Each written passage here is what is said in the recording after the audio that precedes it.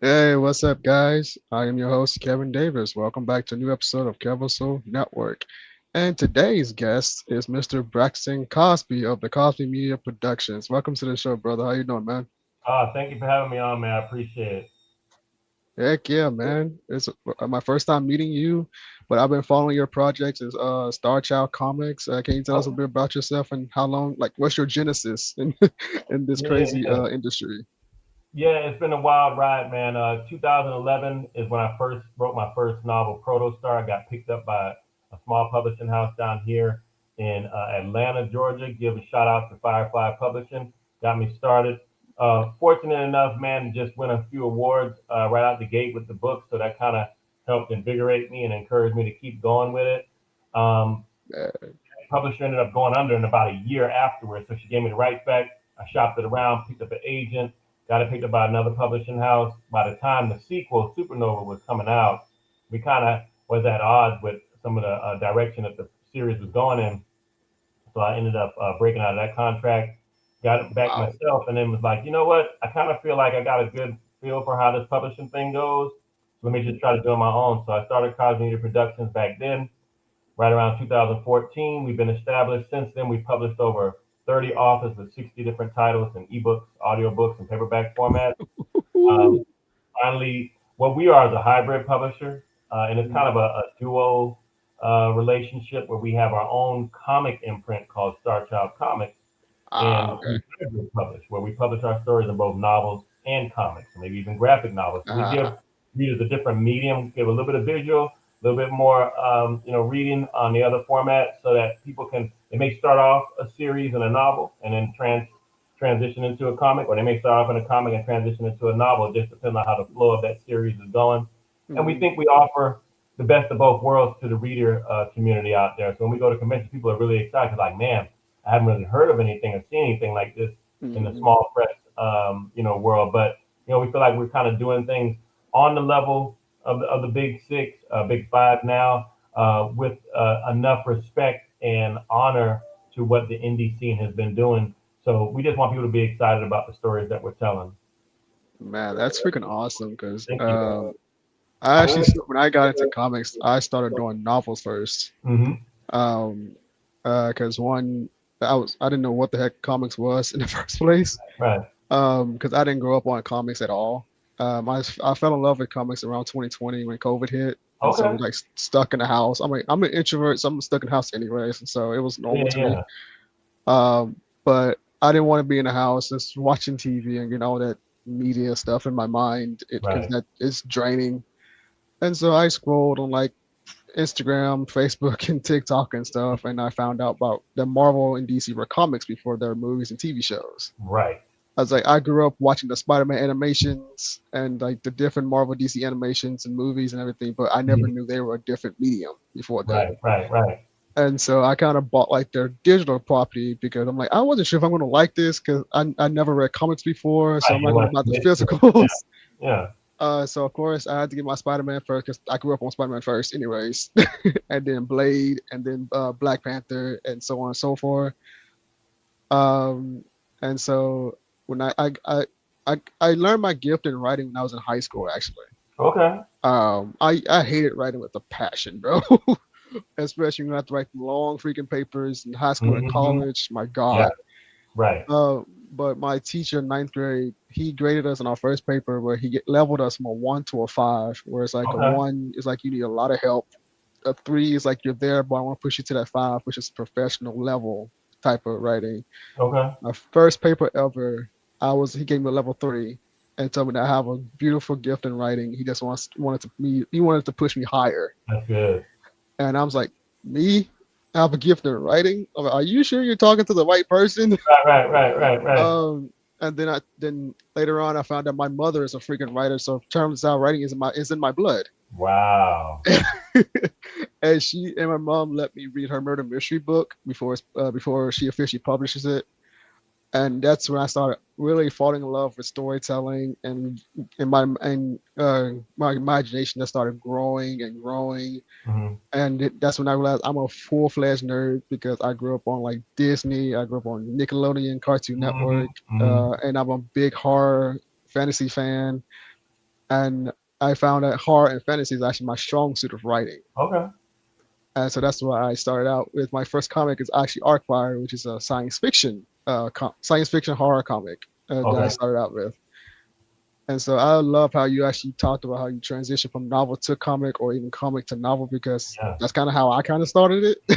Mm-hmm. Mm-hmm. But then I'm actually going back to novels now, and because I really love writing a full fledged novel and Right. just getting my mind out, and getting the Yeah. thoughts in my mind out on paper. Um, when you're creating, like, do you have already have an outline for like the whole series, or is it like one by one? If that makes sense. Yeah.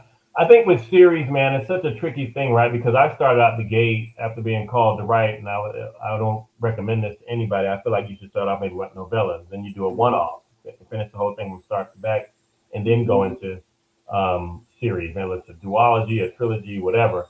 Um, I think that I bit off a lot, but I just stayed with it, just my personality. So I was like, hey, I'm gonna make this work, and I ended up doing pretty well. I was happy with the Starcross Saga trilogy, mhm, but yeah, and I had that mapped out in my head, like I knew what was gonna happen in the first, and I knew how it was gonna end.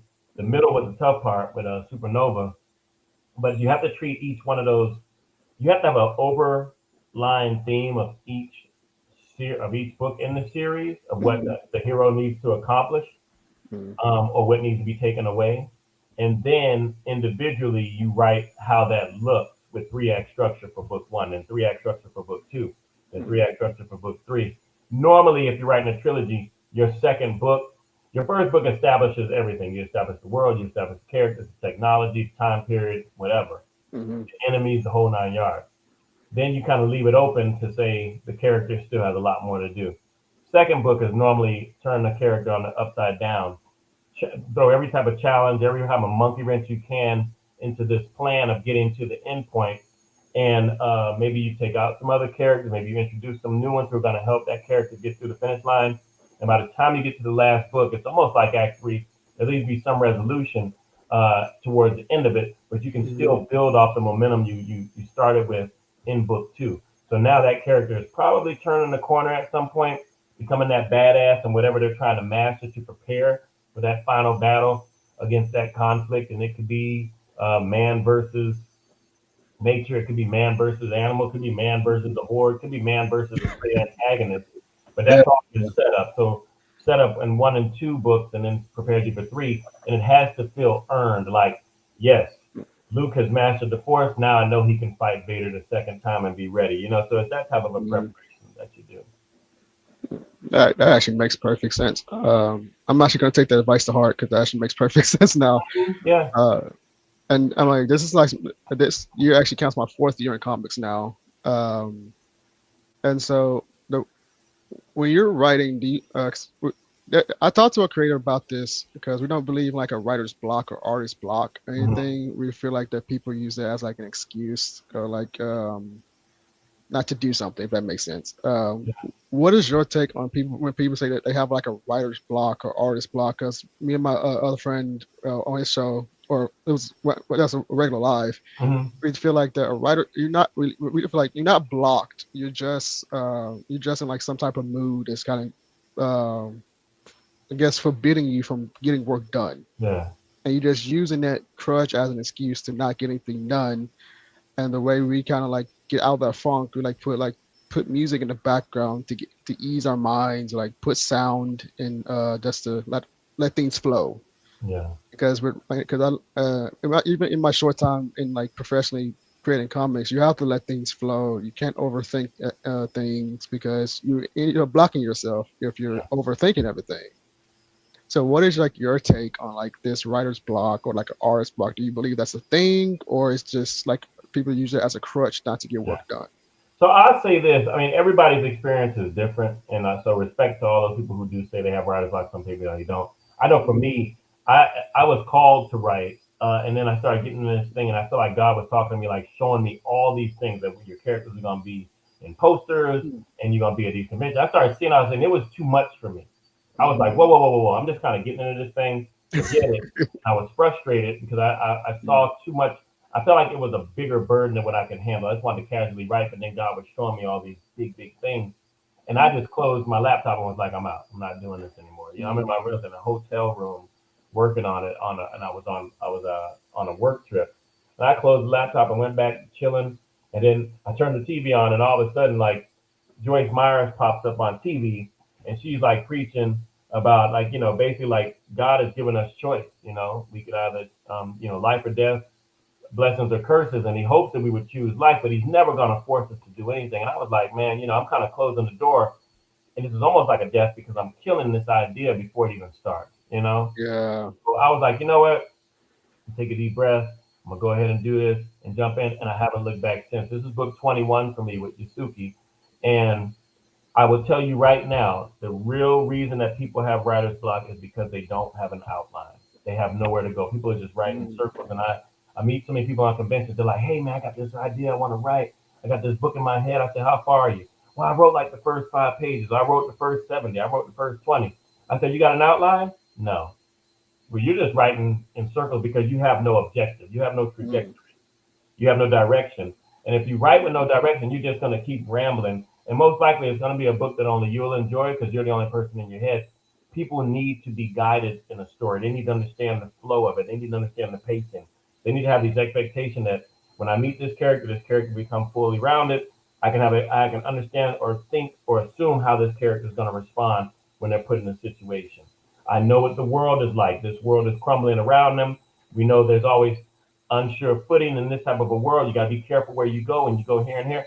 All those little breadcrumbs uh, and these setups for these payoffs have to be in place, and you can only formulate that with an outline because my outline keeps me tame because I'm real Mm. vivid with my imagination. I can just kind of flow and just keep going with a whole bunch of crazy stuff. But my outline says, nope, bring it back. We need to talk about this now. Okay, now we're going this way. Have your fun with that outline in this chapter, but we got to finish the chapter this way. So I Mm. have bullet points for each one of my chapters in my outline. I'm using 3 act structure as the skeleton, and then off of that, I'm talking about these chapters that are going to meet these beats throughout the story. Mm. And it always tells me each chapter we're going to accomplish this, we're going to accomplish this, and I know when I'm done with the chapter when I accomplish it. I'm done. I go to the next chapter. So I have all these objectives based on the formulary of 3 act structure and with my outline. So I can't lose. I'm just going to write what I need to tackle that day. Sometimes I knock off 2 chapters. Sometimes it's just enough to get that one down. I'm like happy. And like you said, I put my music. I don't put music in the background. I put audiobooks. I'm listening to my favorite audiobooks in that genre that I'm writing. If I'm writing fantasy, I'm Mm-hmm. listening to fantasy audiobook. If I'm writing sci-fi, I'm listening to some sci-fi. You know what I mean? I Heck need yeah. I need to drop in the mood and the tone of what I'm writing. So I need to have that type of stimulation around me. I might be getting to write a kick-ass sci-fi spaceship sequence. I might go look at some Star Wars, some Star Trek, or whatever. The Expanse might come back. Mm. I need a good fight scene. I might put the Matrix on. I might just. I need to get hyped. You know what I mean? So I need Yeah. to be hyped for what I'm doing. If I want to write my superhero stuff, man, I'm gonna put the Avengers on. I'm gonna put on some stuff, DC, Marvel, whatever, that's gonna get me there. So I'm ready to just spit it out, and like I'm now kind of lit the spark and got the candle burning, and I'm going. Oh heck yeah, dude. Because I must admit, when I first started, I was just scrambling on, like trying to figure out what story I Yeah, wanted to tell, yeah, and then because I took a few years of studying how a comic strip is supposed to be and like how the production of a comic is supposed to go hmm, before I officially jumped into it. right, And then when I actually started like figuring out, okay, this is how to do it. I have to budget this. I have to figure out what art I want, and also I need to figure out what story I want to tell and how I want to tell exactly. it. And then I actually got into it. Then I was like, I was struggling for a while Yeah, because I could see it in my head. Like I knew what I wanted, but I was too focused overthinking it. yeah, And so like you did, like same thing you did. I closed my laptop and I was like, okay, I need to stop. I need to stop. And like I'm like, I feel called to storytelling, and that's why I got into it. Hmm. God has like been downloading so many things in me that I never knew that was Good. in me. Yeah. Especially as a person that hated writing. But one of the biggest lessons my mom ever taught me is that if you think about the thing you hate the most, you're really good at. When I told her I hated writing, How it works. Yeah. and then I was like, of course I brushed it off because ego. I'm like, okay, sure, mom, okay, fine, Hmm. fine. Hmm.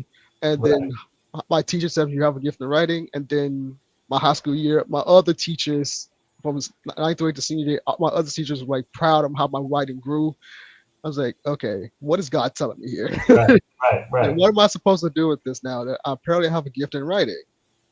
And so I graduated 2018 and from high school, and I went and I worked at my leadership camp that summer. Hmm. We learned about team building, working together as a team, and Okay. even there, I had to like write strategies Somehow you had to keep of, writing no matter what you of did. how to work with the team, especially people I don't fully know yet. Right. And I was like, writing goes in different. It's not just pen and paper. You have to write in when you're strategizing, like Yep. building a, let's say, building a Lego. You have to strategize how to build that. I'm Yep. like, okay. I was like, okay, God, I'm listening now, Jesus. Yep. and and then like I really got to storytelling because one, I got to the point where I'm tired of seeing like so many rehashes of the same old thing, and so I was Absolutely. craving some originalities, craving some creativity. Mhm. And so I got to a point, so I'm like, okay, why am I trying? Why am I waiting on the story to be told from somebody when I can just create it myself? Yes, it will take time, but at least I can do it myself, and I have to Right. be like micromanaged over some other company. Yep. And like I didn't even have an interest in doing a type of business at all. Because when Hmm. I was a nonchalant kid, I'm like Okay. everyone around me I heard that they want to be a business owner, they want to be a model, they want to be an actor, and yada Mhm. yada yada. And I was like, I don't know. like Right. Right. I That wasn't your jam. yeah, I don't know because I was like I really don't know what I want to do. I was like I was an awkward, antisocial kid, and I was Mhm. like I don't know what I'm interested in, but at the same time, I really love watching movies. I love watching TV shows. I love Right. reading books. And it's like, but I just never knew what I wanted until I got to a point I learned about my gift in writing. Beautiful. And so, and I've been told I have a crazy imagination, and like there'll be like times I have memories as a kid, uh, when I was directing my toys like a movie, That's like right. my GI Joes, my Yep. Transformers. I Yep. was like, okay, I'm like, okay, God is showing me this memory for a reason. I'm like, okay, Mhm. he showed me I have a gift in directing because the way he had showed me how to direct my toys and how to direct a camera angle, Mhm. and and I fell in love with photography as well in Okay. my journey. So I kind of get into like how to like cinematographers do certain angles in movies or TV shows Right. and everything. So I watch movies and TV shows differently now because one, I go about fan Yep. brain, and now I Yep. go about writer director brain. Yep. And so like the first watch, I'm like, I'm not gonna critique it. I'm just gonna see have fun with it and see how will go, what happens. And then I watched the movie again. I was like, okay, how did they do that angle? And how do they do that? I'm like, okay, they could have took that story this way if it would have been it would have flowed better. Right. And so now, as I'm writing my comics, I do have I'm actually I started on outlines now. And so, Mhm. and like my first series, Arcfire, I have about 20 issues in my head that I'm outlining right now. And got 2 issues done so far. I'm about to start the third one soon. And man, I really love storytelling. And when you mentioned like the backgrounds, sometimes I listen to like the music scores of movies. Okay. Like Oh, when I yeah, was that's cool. yeah, when I write like horror, like this is like the score of Halloween or the random sound of Friday the 13th. Mhm. Or like for Arcfire, I use like the Stranger Things theme and Okay. the Charmed theme song to Okay. get me in that mood and Gotta get the get you in the flow mood. Yep. going. Yeah, yeah, and and watching and I legit look at everything differently now as a creative, and I've always been asked the question, do I sleep? Right. And see, that's where you know you're working because I get that all the time. Because literally on my Facebook, Instagram, I'm posting like three books that I'm bringing out in at some point. I was like, okay, I'm like, I have this book coming out, this, then I have this, and I have this. They was like, dude, do you freaking sleep at all? I was like, Right. Right. yes, when I'm done working at like 5 o'clock in the morning. Exactly. I was like, of course, I mean, I've gotten better at it now because I kind of get that balance as I started doing outlines and stuff and get them out of my head Mm-hmm. and everything. And I always say, yeah, you have to balance out everything. You have to take care of your mental. You have to take care of your physical. Right. Um, you have so many amazing books. I've seen your website and everything. I'm gonna post it right here in the Okay. Yeah, comments right quick. I dropped the link to Yasuki Duology in the private chat if you want to share that too. Yeah, here and here it is right here. Mm-hmm. cosbymusic.com/ Yusuke. Yep, Yasuki. That's a dope name, by the way. It is. So and actually, I'm really curious. What is Yusuke? Yeah. Like, can you tell us a So, bit about it? so you see this dude right here? Yeah. This is a historical character. Actually existed in the 1500s. This is the first black samurai of Oh snap. African descent samurai, and I was kind of scrolling through the internet one day, and I saw a picture of this a guy who was this black guy in samurai armor, and I have a huge fascination with Asian culture, and I was like, man, Hmm. that's really cool. What is this about?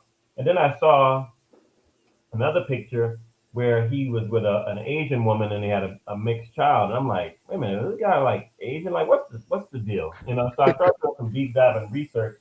And I found out this guy's name was Yusuke, and he was the first African. He was dated to be the first African samurai Hmm. in history. So I was like, man, okay, this is like really really cool. And as the more information that I got, the more information I got, the more information I was missing. I had questions in my head. Well, how did he ascend to this high honor amongst Japanese, and how did he even get there in the first place? And during the 1500s, there was slavery. So how did this how did this come about? And Hmm. so I didn't have a lot of answers. I just know he got there, he became a samurai, and that was it. So I said, you know what? I'm going to actually write this story because of the research that I saw a couple of little small films on him. I saw a couple of novels, but they were all like really autobiographical, or they were all the way fiction, just made up stuff. And the he came into service of a lord in Japan named Oda Nobunaga, and for some reason he elevated him to a samurai.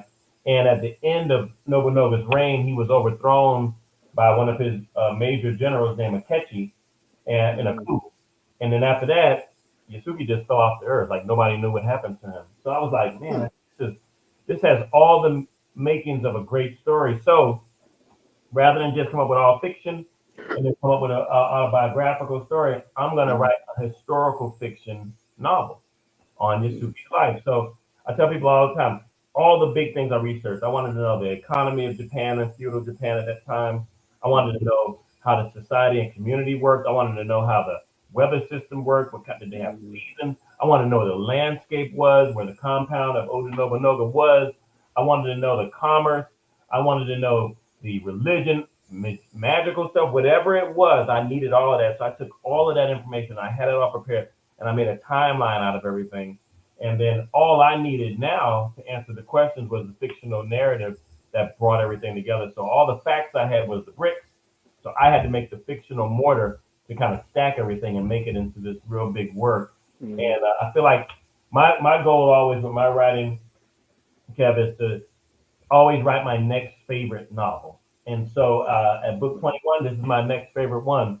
So the historical fiction novel is book one, and book two, because it's a duology, is it starts right where we left off with the unanswered questions of what happened to Yasuki after the coup against no. Agreed, pops. This does sound pretty cool. Yeah, and what I did was that's where I came up with the graphic novel. Hold on, let me zoom in right quick. Yep. Yo, guys, look at this. Wow. How many pages is that? This is a 70, 70. 5-page graphic novel. Wow, that And is so the beautiful. novel is Yasuki Dead Man Walking. Okay. All right. And Yeah. then the sequel is a 77-page graphic novel. And as you can see, it's Huh. really, I really wanted to pay homage to manga. So this is black manga. He's Oh, got a big I sword. love manga. Heck He's got yes. a huge sword. You see all the cast of characters on the cover. We introduced a Yeah. couple of new characters to his journey, and I was really really satisfied and pleased with how it all came together. So you got this complete duology. You got the novel, the historical fiction novel, and I challenge people to say, "Hey man, I don't know if that was. I want people to find out, was that the real stuff or is that the stuff you made up?" Because I tried to paste it and write it in a way that it just felt so grounded and it felt so natural that when you read it, you're like, man, is this all true? Like, what? But you know, you see those movies say based on true story. Like, what was the true stuff? If they do it right, Yeah. that's how Yeah. I did Yeah. with Yasuki. And then the graphic novel just went bonkers. I wanted to pay homage to the old, um, the samurais of the old um, uh, Sunday uh, Japanese and Chinese Sunday shows that I used to look at that had all the fighting and stuff like that. Mm-hmm. We had a thing when I was a kid. It was called Samurai Sunday. Every Sunday at 7 o'clock, they would show some Asian film that had like all this big action, people kind of flying in the air fighting each other. I wanted all of that, so I put that in my graphic novel, and that was basically just the what if that happened after he disappeared, and this is where he is now in resurrection. And so it was a really a passion project of mine. We worked on it all last year and was able to get it finished up and closed out in December. And we got them printed out with Comic Wellspring. So I really feel like it's ready to drop it. And so I just came out this week, February 3rd. We had a huge following, doing some talks, some promo, and it ended up hitting number one on Amazon Mm-hmm. for young adult historical fiction and also fiction and diversity. And the graphic novel hit number one as well too. So we're just like, you know, Let's go. totally excited. Yeah, ready to go. Let's go. Let's roll with it. The ebook and the paperback are both out. If people want the comic, they can buy them directly from our website and whatnot. But yeah, so I'm excited. I think it's a fantastic story. I think I'm paying uh, homage and respect to Yasuki's tale. And Mm-hmm. I think people who read it are going to be really pleased. I put it out to a lot of review boards before it came out to get some good press on it. Literary Mm-hmm. Titan gave it 5 out of 5 stars. Reader's Favorite gave it 5 out of 5 stars. Teen Lit Pick recommended it. And Kirkus Reviews, who I'm most proud about it, they gave it the accolade of get it. So when people come to the website and they read the review on Kirkus, they say get it. And they want you to pick this up. And so I'm just excited on the energy and we just getting started with it because it's going to be pushed out the entire year. Hey, actually, I'm gonna share your website on the screen right quick Mm-hmm. so you can actually check this bad boy out, guys. Look at this, man. And you're a really big samurai fan, man. I I think I was introduced to samurai um when I was a kid. I remember. I don't remember what the movie was called. Shoot, it's called The Last Samurai or something. I think it was called. Mm-hmm. And then Yeah, I the was last Samurai was Tom Cruise, I think. okay. I think that's how I got introduced. That It was might the have been movie. before then, Yep, but that's the movie That's the one I can remember. yep, yep, yep. Like off the top of my head. Then I learned. I'm a huge Jackie Chan Oh fan yeah, and yeah, Jet Li yeah. That and was Jet Li fan. God, what was that? That was Eddie Murphy. Was I want the night, the Golden Child. Yeah, Yeah, yeah. I remember that. Oh my God. Yeah, and I love martial arts. Yes, I remember the movie Forbidden Kingdom with Jet Li and Jackie Chan. yes, The IP Man series. yes. Um, anything with John Claude Van Damme Absolutely. and Scott Atkins. Gotta love the Kickstarter series. I'm not Kickstarter. I'm sorry, Kickboxer. Jesus Christ. Mm-hmm. Um, I love how they mix in Kickboxer. They mix a bit of boxing and martial arts in it. So that was a Right. very interesting mix. Mm-hmm. Man, dude. And Afro Samurai, don't forget that with Sam Oh, thank Jackson. you. Yes, yes. Oh my God. Yes. Oh my God, dude. There's so many great stories out there, and I know the show Shogun that's on Yes, FX. Is Shogun was excellent. that's samurai, right? Yes, I haven't. Shogun was back in the day. It came out way, way, way, way, way when I was younger, and they Uh, basically just did a reboot and put it on FX as a mini series, and it was uh, done so well. And I tell people when I got through looking at Shogun, I was like, man, this is the tone. I want that nice yeah, slow burn. I want to drop these yeah, little nuggets in here. I want to come back to them later on. I want to keep people hooked into the story and pulled in. And it's got that same kind of feel and tone for it. So if people really enjoy Shogun, they're gonna dig what we put together here with Yasuki. man. I haven't got to I haven't had the time to check out Shogun yet, but I've heard so much about it, and I Mhm. really love those type of storytelling. Yes, So when I get the time, I actually get to rest a bit. I'm right. a binge watch the first season, and I hear they have a second season coming out. Yes. Um, oh, what is Blood Moons Ah, about? Blood Moons. I was waiting till you got there. So the cool thing about Blood Moons is that it's another comic. So even though this is Okay. a duology, this is like you see Blood Moons a Yasuki story. So it's not necessarily part of the duology, but Ah, it does help to enrich the story. So what happens is in the historical fiction novel okay. compound, where the compound is situated, I wanted to add some mysticism to the story because in Asian culture there's always some kind of mysticism, right? Yeah, yeah, And yeah. so I wanted to make that in the story. And so there's this moment where they're talking about like, who could leave the compound, where you go and what you do. And there was like a warning, like, hey, you can stay here, but if you go outside the compound, don't go into the deep forest because there's rumors and hints that there's something evil out there, some powerful presence. And so that Yeah. became kind of a okay. People kind of stayed up. I hinted at that. We talked about this deity named Chiwa, and we left it at that. And then the book just kind of rolls on. Well, because things are so connected, that was an introduction to the deity that Yasuki has to meet in the manga novel Resurrection. So I dropped that Oh, nugget in to talk about it, and then this ends up becoming the origin story to Chiwa. So if people want to kind of dive into, okay, I got the duology, I read that, man, what was that thing about Chiwa? They want to go a little bit deeper and get the origin story. That is yeah, what Blood Moons is. Blood Moons is the origin story of Chiwa, so they understand a little bit more about how this world is built out. And not to give anything away, but there's a character who's introduced in Blood Moons uh, that we find later on in Resurrection. So ooh, all of it is connected. All of it is real, and it just goes forward from there. So yeah, so it's a complete story. wow. And ebooks and a paperback is both available on Yep, Amazon. yep. Dude, oh my God. And you have Hidden Worlds Dwelling. Yeah, all those are just other books that we have in our series. We have some fantastic authors. Lawrence St. John, he wrote Metatron. Keyshawn Dodds, he wrote the Menzuo Saga. We have my book of what as well. We also have Mm. Daniel Payton. So basically, we have all of our stories, and we have some side story novellas that we all brought together into one place called Hidden Worlds. And so Hidden Oh, Worlds is kind of a nice it's just a conglomerate of books and stories, uh, basically based on the worlds that we already created with our mm. storytelling. So yeah, so that's a fun little read, and we're gonna keep doing that too, just to kind of give people something to read, because there's more layers and levels to our stories other than just what we're doing with the regular ones. But how about you can have a little tease and bring some other things to play as well. Yeah. So that's our anthology. So that's our sci-fi Huh. anthology. And like I said, we have, and even James Meservy, he has Uh, the Light of Rye series. So it's me, James, Daniel, Lawrence, and Cliff Riser, who was another Cloud Riser, who was another writer who has a series from us. Um, so people want some sci-fi, a nice little quick jolt to the brain because they're sci-fi readers.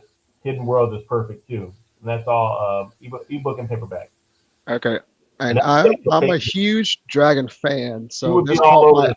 this caught Daniel my eye Payton got to instantly. book 7.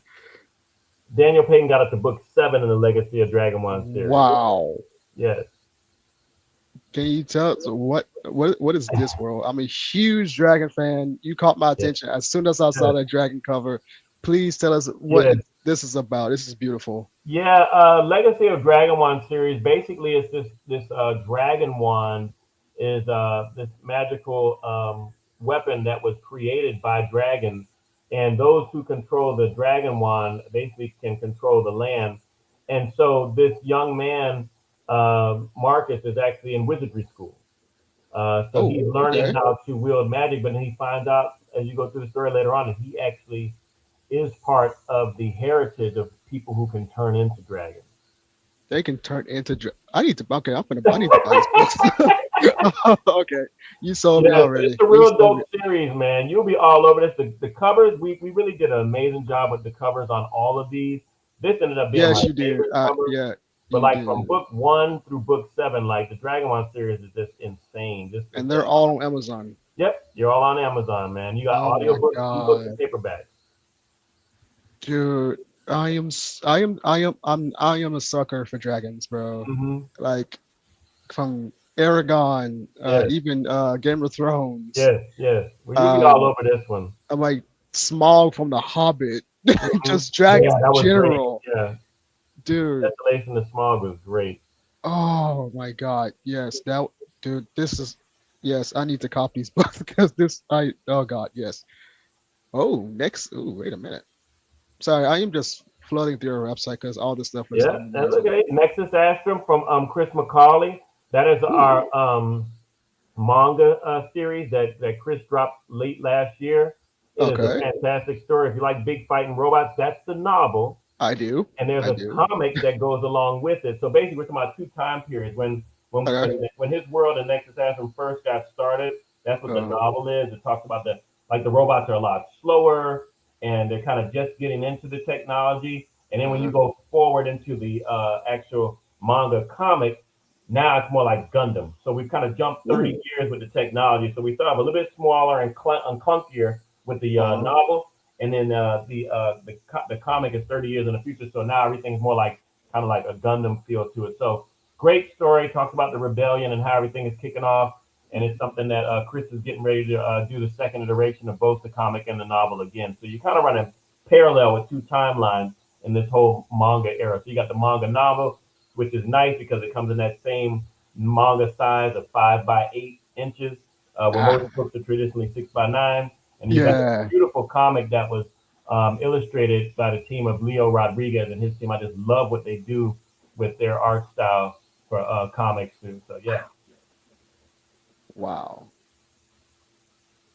And one more before I have to let you yes, that's go. Menzuo. That's what I was telling you. Keyshawn Dodge with his Menzuo series.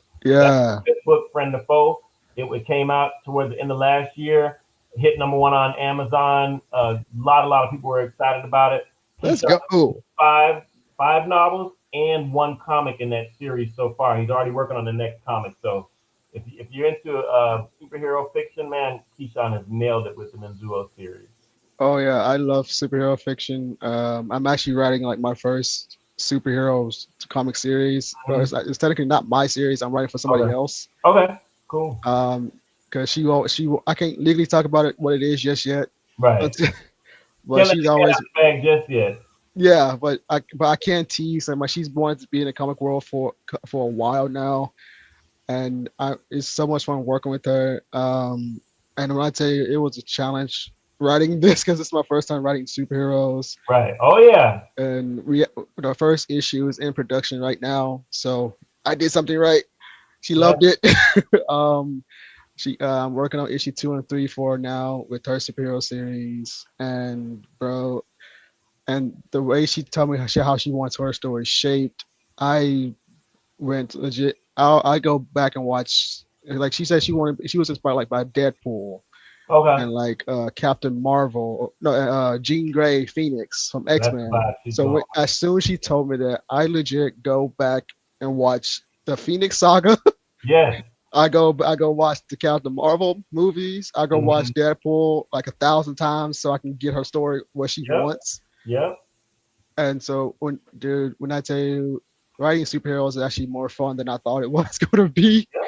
Because when I got into comics, I wanted to like stray away from superheroes because like that's like the norm, and like, I Hmm. want to be like not. I'm like I want to be like outside the norm. I like Right. think outside the box. That's why I got into horror fantasy. Okay. Um, but dude, and writing superheroes is so much more fun than I thought it would be. And Oh she yeah. actually writing her story. She actually inspired me wanting to do like my own type of superhero universe. And now, actually, looking at your books, you got inspired me to want to do like Gotta do some it, superheroes man. in my universe. You gotta jump in it. But then I think about it, Arcfire is technically a mix of superhero and horror. So I Okay. got, so I kind of mix genres together at times when I'm writing. Nothing wrong with doing Uh, that. yeah, Yeah. I've always said that I always like thinking outside the box. I might do something weird, and so I can watch a comic, not a comic, Jesus Christ, a comedy and a Okay. horror, and I take concept from a comedy and take concept from a horror and put them together and make my own original thing. And so Hmm. it's not that hard to be creative at all. Right. And I was like, that's what Hollywood is, I feel like is missing a lot. Is just that creativity Creativity. Yep. and just get that new voices in because they're so used to like the old ways of what they do all the time. Right. And I'm gonna post these links right quick. Yeah, And I just dropped you. I dropped you Legacy of Dragon one. I dropped you the actual fantasy page because we try to make our website as easy as possible to navigate. So there's just a yeah, fantasy. okay, When you scroll right down the middle, it has all your genres. So I dropped you the whole fantasy, so you're gonna see all of our fantasy books if you like that. And I also dropped you a link to the store where we have the stuff that we actually sell right from us directly, which is normally the comics and the novels that are associated with them. So I tried to drop you the Nexus like Astro this one, is but the store link right here, guys. yep. This is the Ancient Wizards Legacy of Dragon One Book One link. Mm-hmm. I'm catching him. I'm catching him while he's sending them to me. He's Right, like, give me a right, second, right. guys. I was like, dude, this is beautiful, man. Thank you. My God. And this is the fantasy book publisher link right here for you guys. That's the And fantasy, yep. you dropped one more. Well, it didn't come out right Oh, it because didn't it come out as a link. sent me That's a weird. name. I'm trying to figure out how to get it so it does that directly, but I don't Yeah, think it's gonna do it. I don't think it will. That's weird, but yeah, I'm saving these links because I am going to buy these books because it's really I beautiful. wanted to show you this the Nexus Astrum comic. Hold on one second. I'm trying to see if I can Okay. pull it up. Because I love like to be a manga publisher is like a really really cool thing, Hmm. and for the way this is called Awakening. Um, the way that the art style that Leo and his team gave us for this. There you go. I dropped it in there. Gave us with this one, and you get a chance. You can actually click on that. You can click on some of the images at the bottom to see the pages, to see the art style that they went with. All right. Like super dope. All right. Let me put it up right quick. Uh, that's the Nexus. Okay, I think that's it. Yep. There we go. Is that the one? There you go. Now you can scroll down. See how they have more of a Gundam Wow. style to them. Jesus. Yeah. Holy smokes. And if you go down, you can see some of the pages if you click on them. Right. Here we go. There we go. Dude. Look at this beauty. Wow. Oh wow. That is like Megatron from Transformers, but better. Right, right, right. I was like, but way better though.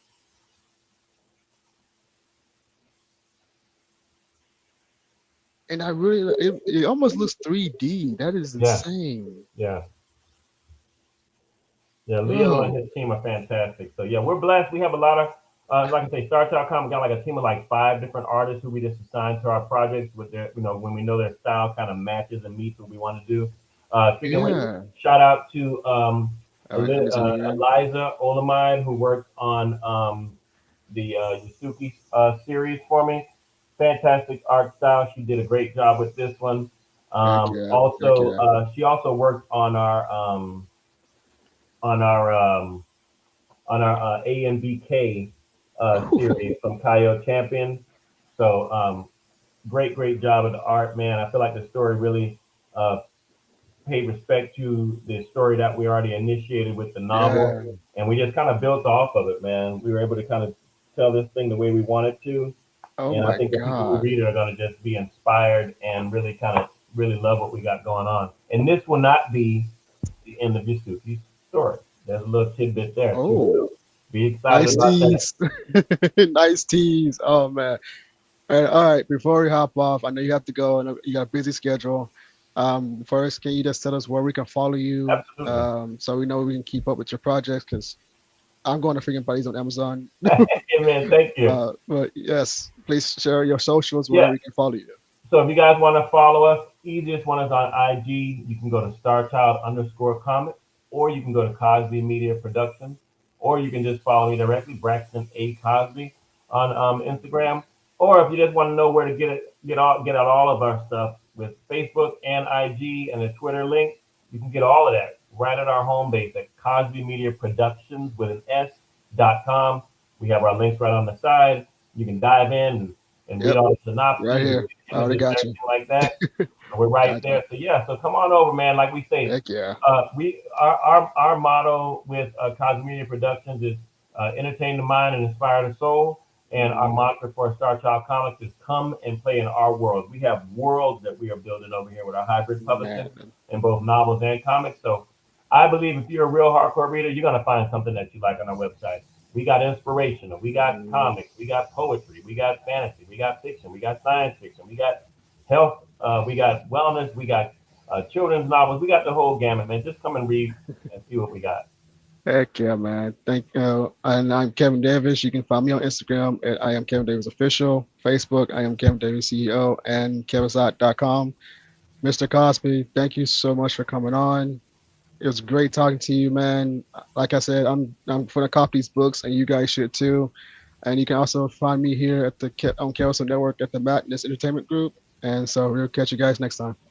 Thanks for having me. If you missed the live viewing of any Madness Entertainment Group production, you can find all our content on Roku or as a member of this channel. We'll see you next time on the Madness Entertainment Group.